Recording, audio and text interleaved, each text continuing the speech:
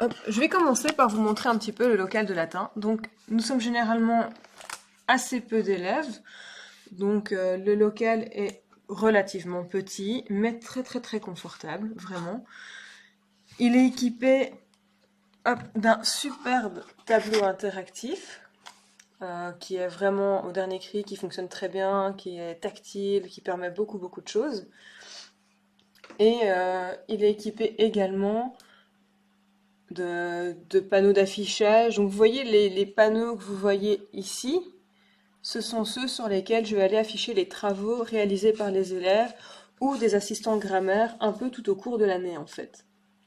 Donc c'est plutôt pratique. Il y a une horloge mécanique parce que bah, voilà, c'est un petit côté ludique avec les élèves de pouvoir montrer des choses anciennes en cours de latin.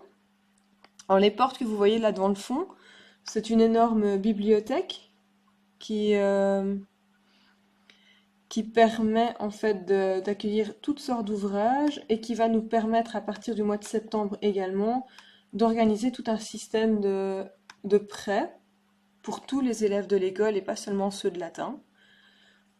Alors l'avantage c'est que là-dedans j'ai des dictionnaires, des grammaires, des lexiques, mais aussi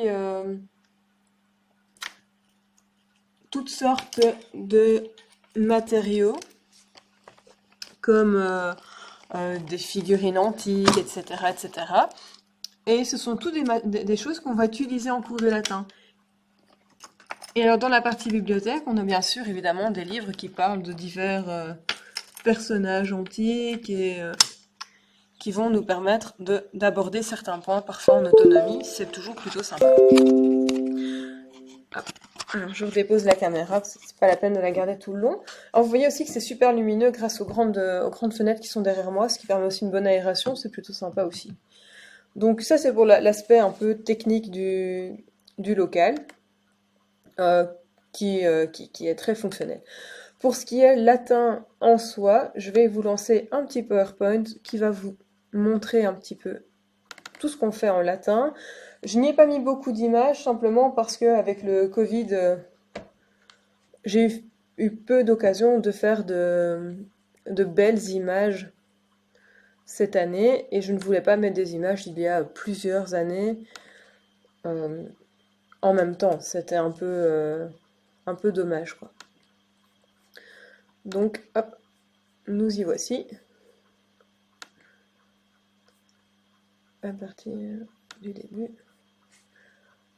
Alors là, le PowerPoint de latin va nous permettre de hop, parler de tout ce qui se fait. Donc, c'est un cours bien actuel malgré qu'on est au XXe siècle, au XXIe même.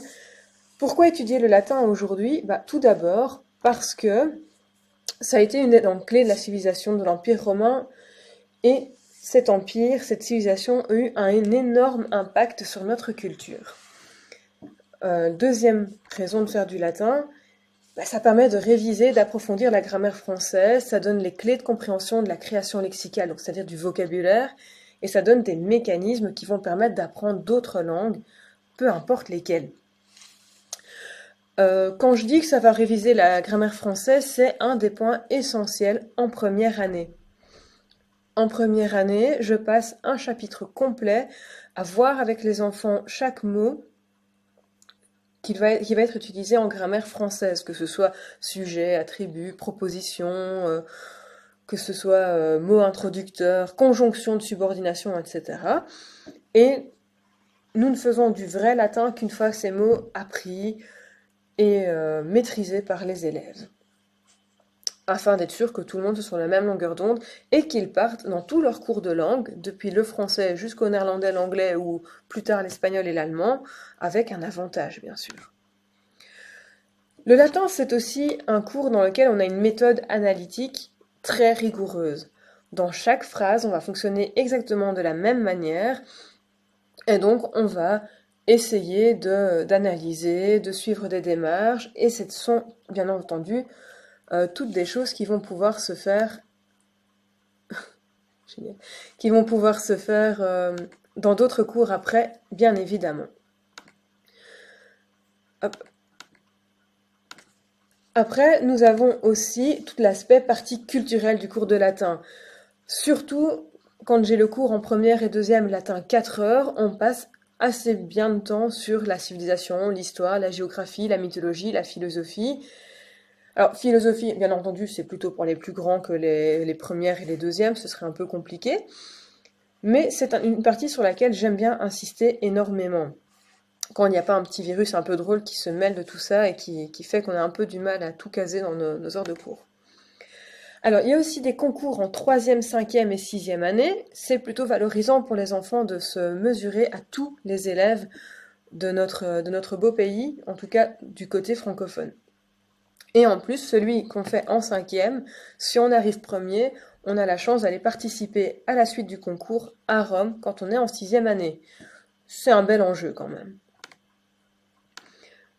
Hop.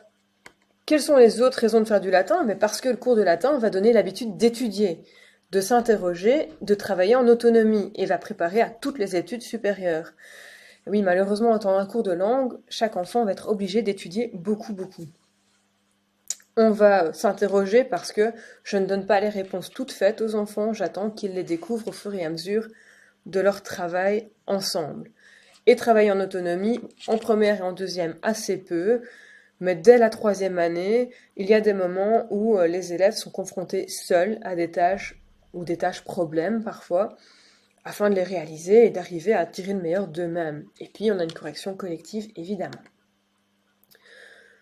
Il y a aussi le côté un peu curieux de découvrir une langue qui n'est plus connue et que vous ne pouvez apprendre qu'en secondaire. Donc ça, c'est bien quelque chose à faire remarquer aux enfants, c'est que en dehors des secondaires, il n'y a plus d'autres endroits, pour l'instant, où on peut faire du latin. C'est pas possible en cours du soir, en promotion sociale. Il y a très peu de méthodes du type assimile pour le latin. En tout cas, très peu de méthodes qui fonctionnent réellement. Donc c'est vraiment le meilleur endroit pour l'apprendre, c'est le secondaire. Je retourne un petit peu voir sur le chat si vous n'avez pas des questions. Donc non, apparemment, tout va bien pour le moment. Alors là, je vais aller me pencher un peu plus sur le cours de première année. Dès que j'aurai maîtrisé. Donc, je dois repasser un peu vite. Ça, c'est chaque fois que j'ai quitté le programme. D'ailleurs, j'ai oublié un petit point. C'est celui qui dit que pour mieux comprendre nos racines et réfléchir sur la société, ça, c'est un des fondamentaux de ce qu'on fait dans le deuxième degré et le troisième degré. À chaque fois, on va faire des allers-retours entre le monde antique et notre monde actuel. Je le fais un petit peu en première et en deuxième, mais tant qu'ils n'ont pas certaines bases, c'est assez difficile de le faire de manière profonde. Donc, par exemple, je vais aller comparer l'école d'aujourd'hui et l'école de l'époque antique, mais je ne vais pas pouvoir le faire sur tous les sujets que l'on voudrait aborder après dans le cours, quoi. Donc, en première année, on va un peu moins se focaliser sur les objectifs du cours de latin, mais ceux-ci sont valables pendant les 6 ans. Donc, à travers 6 années de latin, bien sûr, on peut arrêter après 1 an, on peut arrêter après 2 ans, on peut arrêter après 4 ans, ou décider de continuer 6 ans. On va travailler les mêmes choses, différemment, mais les mêmes choses. On va toujours essayer de retraduire en français correct un texte latin. C'est la version, c'est notre savoir-lire. Gros avantage du latin, il n'y a pas de savoir écouter, il n'y a pas de savoir parler, et il n'y a pas de savoir écrire. Les enfants doivent juste, c'est déjà pas mal, savoir lire du latin vers le français. Ils vont aussi devoir comprendre le fonctionnement de la langue, de la grammaire latine et l'analyser. Donc quand on lit cet objectif-là, on comprend bien que je suis dans un cours de langue. Je ne peux pas faire l'impasse de la grammaire, ni en première, ni en deuxième, et surtout pas par la suite. Et donc, ils vont avoir des questions précises d'analyse. Alors, en première et en deuxième, ce sont des questions ciblées. Analyse ce mot-là dans cette phrase-là. À partir de la troisième, ce sont des questions de synthèse. À partir de l'ensemble des textes que nous avons découverts dans la séquence, explique-moi comment fonctionne ce point de grammaire, cette structure de phrase. Donc là, on est beaucoup plus généralisant.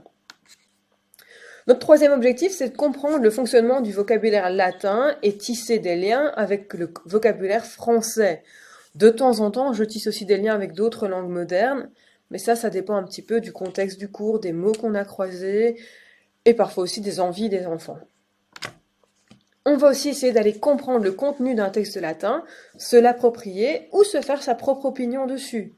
Ça, c'est l'essentiel. Lire un texte, le traduire et ne rien y comprendre, ça ne m'intéresse pas. Donc on va toujours veiller à ce que les enfants aient bel et bien compris ce qu'il y a dans le texte. Et enfin, le dernier point, c'est effectuer des recherches personnelles et les présenter de manière différente, créative et autonome.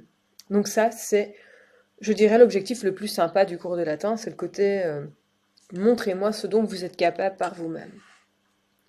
Alors maintenant, je vais aller aussi vous parler du fait que chaque élève doit être un bon citoyen, responsable, capable de réflexion. Ça, pour moi, c'est l'essentiel. C'est là-dessus que je veux aller travailler avec chaque élève. Donc, à travers toutes les questions qu'on va se poser dans le cours de latin, on va toujours susciter l'envie de poser des questions, l'envie de réfléchir sur ce qu'on a vu, ce que ça implique et ce que je peux en faire. Et puis le but, si tout le monde pouvait devenir bon citoyen après, ce serait top. Donc c'est pour ça que parfois on lance des débats sur quelque chose qui ne paraît pas latin, mais qui pour moi les forme. Donc, par exemple, il y a 3 semaines, mes élèves m'ont dit: «Ah, mais madame, votre tenue, elle n'est pas dans le règlement d'ordre intérieur.» Et donc je leur ai demandé pourquoi, qu'est-ce qu'ils pouvaient dire là-dessus. Et en fait, c'était simplement, ils n'étaient pas sûrs de... c'était la longueur de mon vêtement. Puis je me suis mise debout, je leur ai dit: «Bah voilà, regardez, observez. Ah non, en fait, oui, vous avez raison, c'est dans le cours, vous avez le droit.» Et alors après, on a discuté pourquoi il y avait cette obligation, pourquoi on devait se conformer à un règlement d'ordre intérieur dans une école. Et donc on a discuté, c'était pas le latin, mais c'est venu dans le cours de latin et ça fait d'eux des citoyens qui réfléchissent, qui sont responsables. Pourquoi pas? Hop là, on passe donc en première année. En première année, comment ça fonctionne? Eh bien, tout d'abord, je fais 8 à 9 chapitres sur une année. De temps en temps, l'année passée par exemple, on en a fait que 7 à cause du Covid qui est arrivé pendant l'un des derniers, pendant les 3 derniers mois de l'année. Mais le but est toujours d'être instructif à la fois et ludique. Pour ça, je travaille différents thèmes.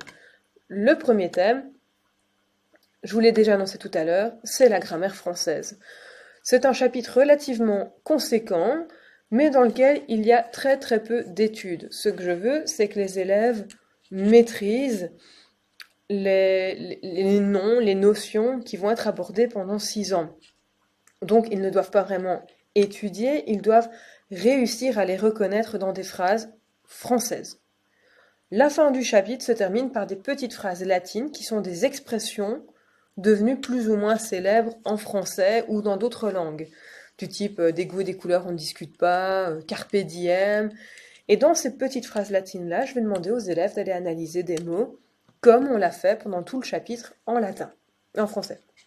Et donc, ils commencent à analyser du latin à la fin de ce chapitre-là. Le deuxième chapitre, généralement, les amuse beaucoup, puisqu'on va aller parler de la situation géographique du latin. On a là un premier texte de base à traduire, mais qui se traduit assez bien, puisque la première phrase c'est Roma in Italia est. Donc ça met les élèves en confiance, ça leur montre que le latin, c'est pas si compliqué. Et à la fin, ça nous permet de dresser des cartes géographiques et de voir un petit peu jusqu'où le latin a été parlé. Et généralement, là déjà, on a une belle discussion avec les enfants par rapport au nombre de pays qui ont été impliqués dans l'Empire latin. Le deuxième chapitre, on prend un premier contact avec les divinités et la fondation de Rome. Donc là, on va avoir un texte qui dresse une généalogie. On va avoir des points de grammaire qui vont commencer à venir, qui sont cette fois-ci très latins. On rentre vraiment dans le vif du sujet au niveau de la grammaire. Et comme récompense des enfants, après leur partie grammaticale, je vais leur raconter l'histoire de la fondation de Rome, sur laquelle ils seront interrogés après pour voir qu'ils ont bien acquis. Ensuite, le chapitre suivant, il n'y a pas de texte, c'est ce que j'appelle pour eux une pause. On va mettre des balises historiques et faire de l'étymologie, donc vraiment des liens entre français et latin tout au long du chapitre. Je leur raconte l'histoire de l'évolution de la langue, comment on est passé du latin au français, en passant par l'ancien français, le moyen français, et comme je leur dis souvent en rigolant, on est passé par le François.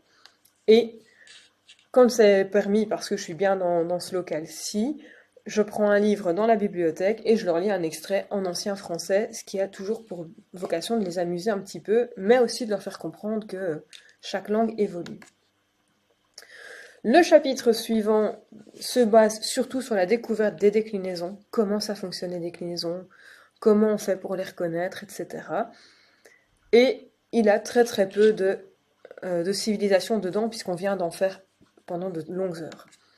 Celui juste après, et les élèves l'adorent, on va découvrir un texte qui parle des dieux gréco-romains, on va y apprendre la conjugaison, et après, ils ont la récompense d'avoir pendant plusieurs heures le récit de la création du monde selon les Grecs ou selon les Romains. C'est un récit qui prend souvent 4 heures de cours. Après, on dresse une synthèse écrite. Et ensuite, on fait un tableau de synthèse avec chaque dieu, ses attributs, ses parents, ses enfants, son époux, épouse. Et ce tableau-là, les enfants doivent l'étudier pour être capables de reconnaître les dieux quand ils les croiseront par la suite. J'ai supprimé au lieu d'ajouter. Hop. Ensuite, le chapitre suivant s'intéresse au jeu du cirque et à la condition de l'esclavage à Rome. C'est dans ce chapitre-là qu'on approfondit encore la notion de déclinaison en introduisant le troisième groupe. Le chapitre d'après termine les déclinaisons. À la fin de ce chapitre-là, ils savent tout sur les noms, ou presque. On y voit les rites funéraires, le mythe d'Amphitryon, et au-delà de ça, on continue sur la légende d'Hercule. Donc encore une fois, je passe assez bien des heures à leur raconter des choses, et je les mets en contexte parce que j'arrive en tenue romaine, et je pratique moi-même quelques petits rites devant eux. Pas les rites funéraires, évidemment, parce que je n'ai pas envie de faire ça sur un mannequin quelconque. Ça serait un peu inquiétant pour eux. Mais je leur montre des petites prières, des petites libations devant des petites statuettes pour un peu leur montrer comment ça se passait. Et enfin, le dernier chapitre resynthétise tout ce qu'on a vu dans l'année, nous apprend l'imparfait, et puis en niveau civilisation, c'est l'habitat à Rome. Donc, on a fait un beau petit tour entre histoire, mythologie et vie quotidienne, au final. Base de la grammaire française, ça inquiète beaucoup les enfants quand on leur dit ça. C'est le chapitre qu'ils considèrent comme barbant. Mais en fait, qu'est-ce qu'on y fait? C'est essayer de comprendre vraiment que sont les natures, donc nom, adjectif, verbe, les fonctions, sujet, complément, attribut, et les propositions principales et subordonnées. Comme ça, ils sont en point pour toute l'année. Dans la fin du chapitre, il y a une synthèse illustrée qui se présente de cette manière-ci, qui tient en 4 pages, et c'est la seule chose que je leur demande de retenir. Ce sont ces 4 pages-là, en leur disant, ça c'est votre outil pour toutes vos études. Quand vous ne savez plus, vous retournez voir dans la feuille, et alors je l'ai illustré pour qu'ils comprennent vraiment ce que c'est. En leur disant le complément d'agent, c'est avec le petit personnage qui est un agent secret.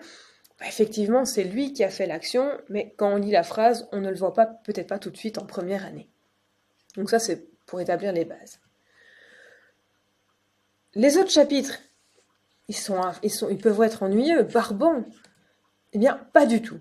On va être ludique, on va répondre à des questions, et puis on va aussi partir des réactions des élèves. Donc, comme je vous disais tout à l'heure, la longueur de ma jupe les fait réagir. Ok, on va en partir, on va retourner sur le latin après. On va dire, tiens, à l'époque latine, les vêtements, c'était comment, qu'est-ce qui était autorisé, pas autorisé, etc. On va aussi un petit peu s'intéresser à tout ce qui, eux, les touche, à tout ce qu'eux ont vu. Donc parfois, ils m'amènent un astérix et je vais en parler, pas pendant 2 heures, mais je vais en parler un petit peu. Dans chaque chapitre, on travaille selon le même schéma. Donc, on a un texte de base adapté au niveau des élèves. Donc, au début, ce sont des textes que j'écris moi-même. Et à partir du 3e chapitre, ce sont des textes authentiques, mais où de temps en temps, j'ai quand même été retirer quelques phrases un peu trop compliquées. On découvre la grammaire grâce à ce texte. On fait des liens entre le vocabulaire latin et le vocabulaire français, comme petite pause après la grammaire. Et 3-4 fois sur l'année, je vais vous plonger dans une histoire de plusieurs heures pour les légendes, les mythologies romaines. On fait des exercices liés à la grammaire dans le chapitre, et on prend l'histoire liée au contenu ou l'explication d'un point de la vie quotidienne. Souvent, quand je viens et que je vais raconter pendant plusieurs heures, ma tenue, c'est celle-ci. Donc là encore, je plonge les élèves dans le contexte, je les emmène à Rome, et on va discuter de ce qui s'est passé. Quand je viens dans cette tenue-là, les enfants sont très contents parce qu'ils n'ont besoin de aucun bic, aucune feuille. Ils peuvent simplement écouter pendant tout un cours.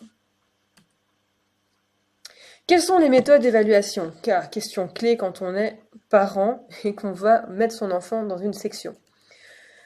Sur la grammaire, il y a des évaluations formatives de 2 ou 3 exercices sur les natures et les fonctions, puis il y aura une évaluation sur la connaissance des termes théoriques. Donc ça, c'est sur le chapitre grammaire française. Pour le reste des autres chapitres, il y aura une évaluation de la connaissance du vocabulaire, du latin vers le français uniquement, pas la peine de les faire étudier dans les deux sens, on ne s'en servira pas. En tout cas, pas en première, pas en deuxième, ça viendra à l'usage.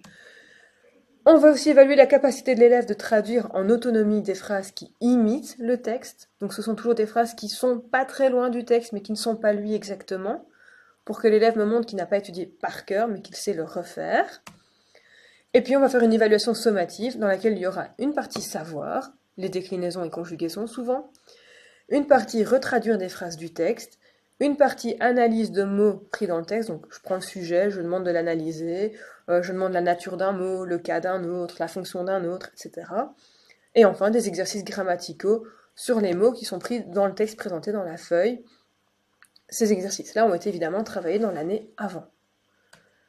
Et enfin, 2-3 fois sur l'année, il y a des travaux de recherche personnelle qui incluent créativité et originalité. Les plus réussis sont affichés en classe pour l'année. Là, par exemple, pour l'instant, on a l'arbre généalogique des dieux, créé par une élève de première année, qui est affiché en classe. Bientôt, il va y avoir un travail sur la publicité en lien avec le latin, qui sera affiché également. Donc, on essaie de valoriser quand même le travail de chacun tout au long de l'année.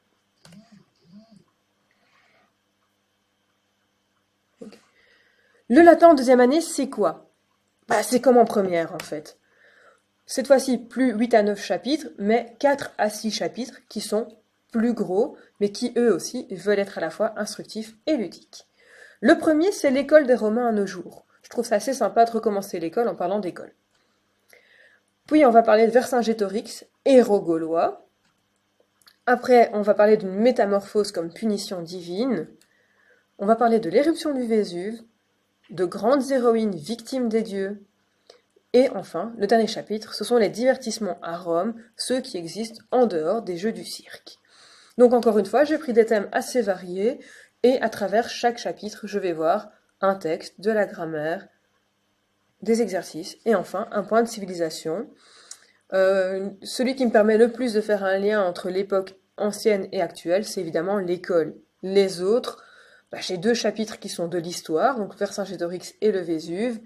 J'ai 2 chapitres mythologiques, métamorphose et héroïne, et j'ai un chapitre vie quotidienne et divertissement à Rome. La méthode continue comme en première année, l'évaluation aussi. En première, on s'occupe des noms, en deuxième, des verbes. Cette fois-ci, je raconte beaucoup moins d'histoires, mais je vais leur faire des activités concrètes. Par exemple, mes deuxièmes années ont fait cette année un atelier d'écriture. Ce que vous voyez là à l'écran, c'est Madame Riga, écrit en cunéiforme. Et on s'est amusé à faire ça sur des tablettes d'argile ou sur de la pâte à modeler qui imite l'argile mais permet de ne pas salir les vêtements de manière définitive. Donc voilà, deuxième année, première année, on est dans la continuité, on fait un peu la même chose. À partir de la troisième année, c'est assez semblable et assez différent. Assez semblable parce que je vais pouvoir partir dans la même trame, mais différent parce que cette fois-ci, d'une année à l'autre, je ne vais pas donner les mêmes chapitres. Je n'ai pas d'office un chapitre sur ceci, sur cela dans l'année. Je vais varier selon mon public. Après, il y a des personnages dont j'aime bien pouvoir parler. J'aime bien pouvoir parler de Jules César. J'aime bien pouvoir à un moment ou à un autre aborder le mythe d'Édipe ou le mythe de Prométhée. Mais c'est pas obligé d'être en troisième. Ça peut être en troisième, en quatrième, voire plus tard, en cinquième ou en réto. Peu importe, tant que je les travaille. Donc, encore une fois, c'est à partir de la troisième année qu'il y a possibilité de participer au concours. Encore, les chapitres sont divisés en plusieurs parties, donc la traduction, l'apprentissage grammatical, l'étymologie, la civilisation et le commentaire de contenu. Cette fois-ci, dans l'apprentissage grammatical, normalement, on connaît les noms. On connaît une belle partie des verbes, donc on s'intéresse à tout ce qui est syntaxe de la phrase, les subordonnées par exemple. À partir de la 3e année, là je fais des actualisations et des liens avec notre société, parce que c'est ça qui intéresse les enfants. Et j'aime bien que l'actualisation vienne d'eux, pas de moi. Si on fait du latin de la 3e à la 6e, qu'est-ce qu'on va pouvoir faire alors? Donc on va commencer par traduire ensemble un texte, ou 2, ou 3. On va faire ensuite un peu d'étymologie, on s'en est déjà servi pour traduire et on va encore en faire un peu par la suite pour fixer tout ça. On va découvrir toute la syntaxe latine en 3e et 4e. Ça veut dire qu'en 5e et 6e, la grammaire est plus ou moins vue. Donc on va s'occuper de texte, de contenu, mais très peu de grammaire. Sauf pour de temps en temps rappeler des points qui auraient été oubliés ou approfondir ce qu'on a vu rapidement dans les années précédentes. On continue à découvrir la civilisation romaine par les thèmes abordés. Par exemple, cette année, j'ai énormément travaillé sur la citoyenneté à Rome. On a essayé de travailler ça très fort avec les 5e et les rétos pour voir ce qu'est un bon citoyen, justement. On fait des exercices de commentaires grammatical, des exercices de commentaires et de réflexion personnelle sur le contenu du texte. Il n'y a plus d'exercices de drills grammaticaux à partir de la 3e, voire la 4e, ça dépend un peu de mes élèves, parce que ils ont appris ça en première, ils ont appris ça en 2e, à partir de la 3e, on l'apprend dans les textes et on l'exerce dans chaque texte qui va se croiser face à nous. Enfin, les liens, évidemment, entre la civilisation antique et la nôtre. Chaque cours est entraîné à l'autonomie. Personnellement, ça fait 2 ans que je suis dans l'école ici. Souvent, mes 3e sont en classe avec, par exemple, les rétos ou les 5e. Et donc, je vais parfois m'occuper des 3e et laisser les 5e en autonomie. Parfois, je vais m'occuper des 5e et laisser les 3e en autonomie. Donc, ils ont vraiment de l'autonomie souvent en cours de latin. Ou quand c'est possible, je vais demander à un plus grand d'expliquer la matière à un plus jeune. Ça, les élèves n'aiment pas toujours, donc là aussi, ça dépend des caractères et de comment les élèves sont prêts à fonctionner entre eux, évidemment. Les évaluations au 2e et 3e degré ne ressemblent pas du tout à celles de 1re et 2e année. Cette fois-ci, on va pouvoir faire des travaux de recherche personnelle toujours, mais qui seront beaucoup plus complets. Ce seront des travaux longs. Généralement, on en place un avant Noël, un après Noël. Si c'est possible, on en place un 3e sur l'année, mais ce n'est pas toujours le cas. On va faire énormément de versions évaluées, donc on va devoir traduire des textes et voir si l'élève en est capable. Alors, énormément, c'est quelque chose comme 6 par an, c'est pas non plus 1 par semaine. Hein. Mais ça, c'est l'objectif. C'est vraiment, il faut que les enfants se retrouvent à l'aise face à l'idée de traduire un texte. Si mes élèves étaient capables de lire un texte latin et de le comprendre par eux-mêmes en rhétorique, un texte simple, je serais vraiment la plus heureuse des professeurs. On va évaluer à chaque fois une compétence grammaticale ou de commentaire contenu après chaque séquence. Il n'y a plus d'évaluation de sommatif du type retraduit ceci, refait cela, mais ils vont prouver qu'ils ont étudié leur texte à travers des compétences grammaticales. Par exemple, fais la synthèse des emplois du subjonctif à travers tes textes. Donc ils vont prendre un subjonctif, le traduire. Ils vont en prendre 3 autres, les traduire dans les phrases. Donc c'est comme ça que je vois qu'ils connaissent leur texte. Une compétence contenue, ça peut être l'idée globale du texte est que ceci, vrai ou pas, prouve-le à travers des exemples du texte.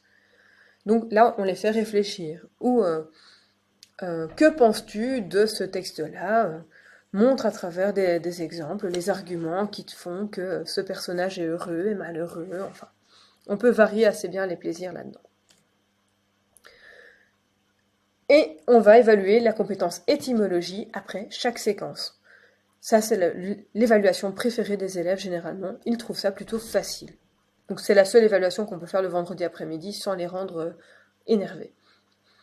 Voilà pour ma présentation. C'est tout ce que j'avais à vous montrer dans le PowerPoint.